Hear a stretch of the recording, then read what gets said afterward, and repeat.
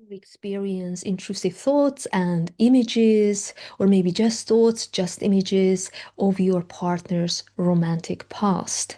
If so, you might be experiencing RJ. So it might be something that has been going on for years for you. It might just be something really new in your current relationship, or it might actually be something that you didn't even know that had a name. So it's an experience that you have had on and off, and just realize that this is actually a well-known phenomenon, albeit it is still quite new and under-researched. So, what is retroactive jealousy?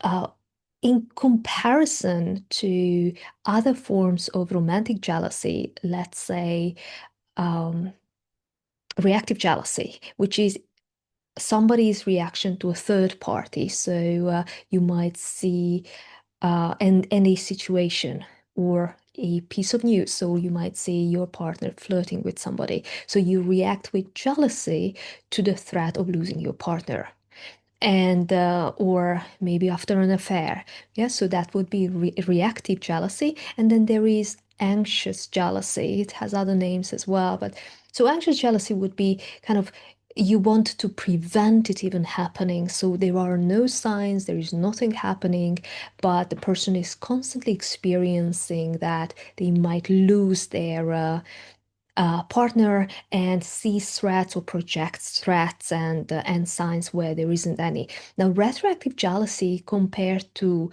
these forms of jealousy is quite different, because it doesn't center um, on the fear of losing your relationship because there is a rival out there.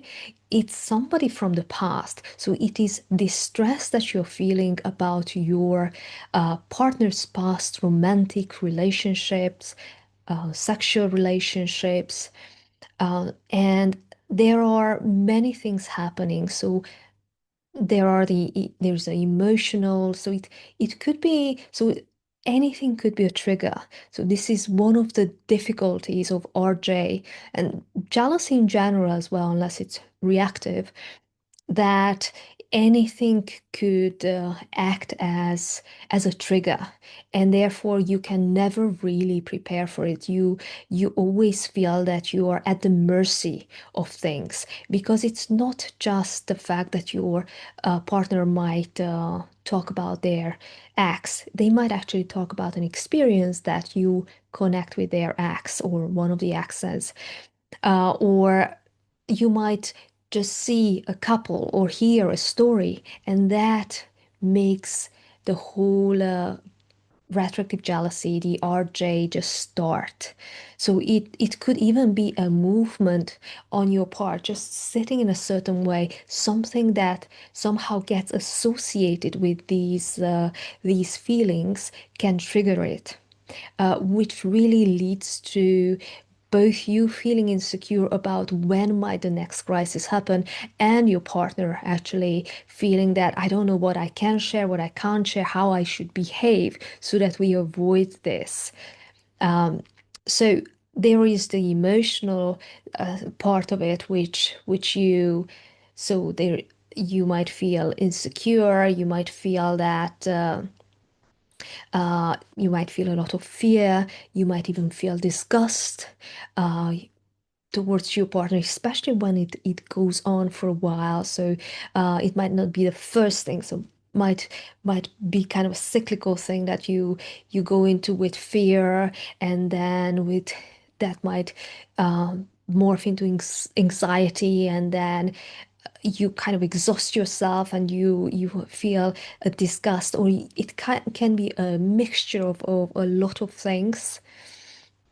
And and then there is the mental component, the intrusive thoughts about your partner, about their exes, about yourself, and a lot of comparison, a lot of narratives, a lot of stories. And of course, there is the behavior aspect, which is you might and here I would distinguish between two. So you might be one that is kind of leaning forward, fight and flight, like interrogating and trying to find ways to prove yourself right. Yeah, so I don't know, stalking them or stalking them on social media or their access on social media, or looking through photos or something to make yourself feel that, ha, I am right. I'm not going mad.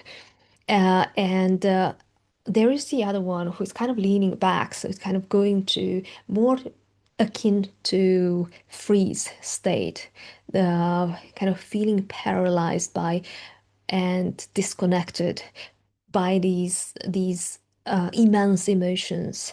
And of course, whether you enter into freeze or whether you enter into fight or flight, it is immensely draining. Yeah, it is draining mentally, emotionally, and physically as well.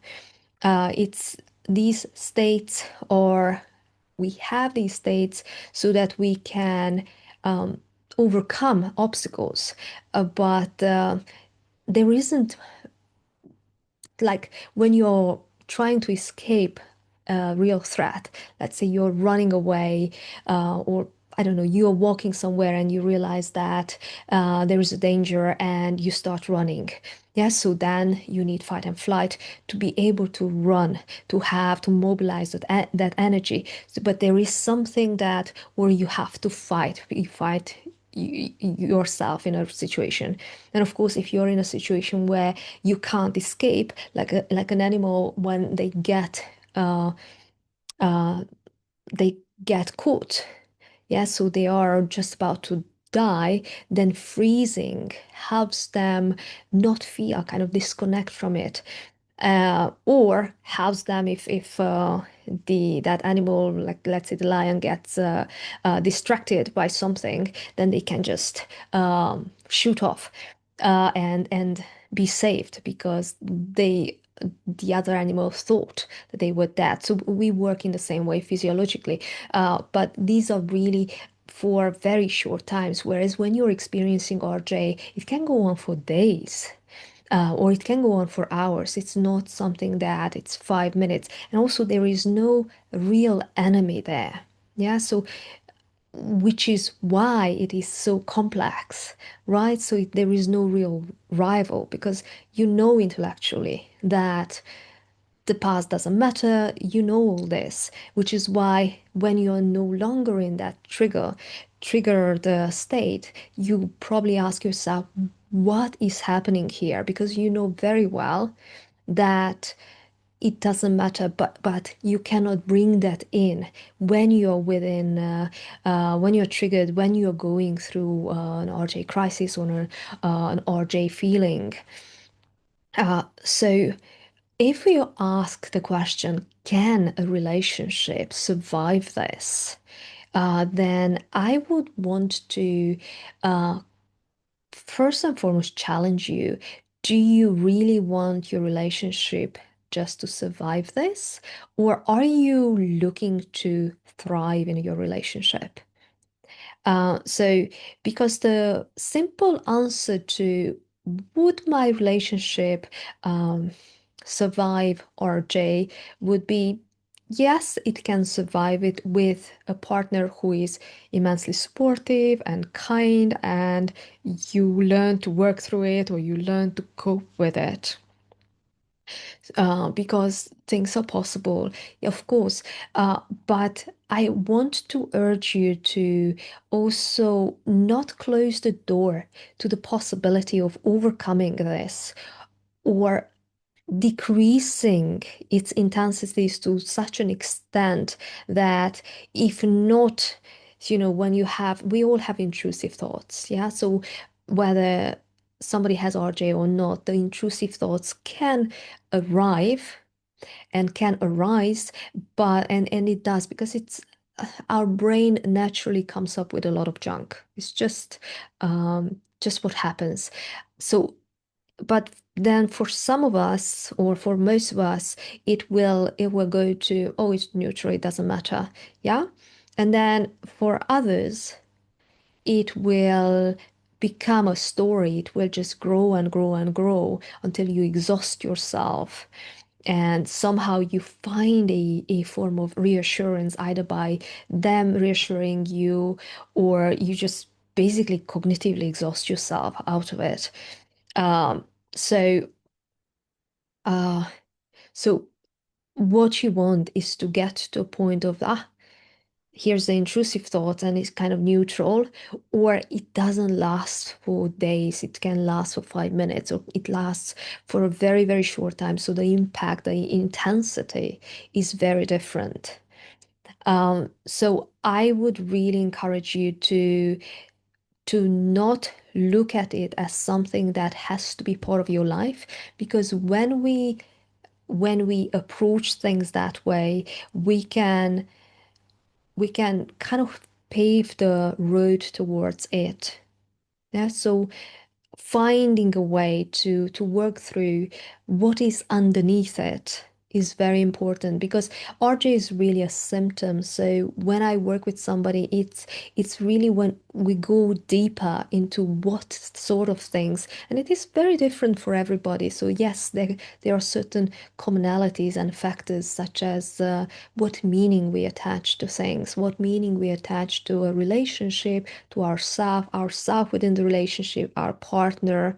Yeah, so do we still feel that it is special, or what would make it special and unique, the relationship? And of course, there are factors relating to us, who we are and how we feel about ourselves, our insecurities and fears. But every single person's uh, path and life is somewhat different. Yeah, so it's unique. It's There are many, many things that come together, a lot of components that are conscious and unconscious that lead to certain behavior and certain behaviors, such as RJ. But I want to leave you with hope that this can be overcome and this can be changed, so that your relationship doesn't just survive, RJ. It can move past it, and you can really thrive in your relationship and grow within it, rather than feeling that you and your partner are constantly walking on eggshells.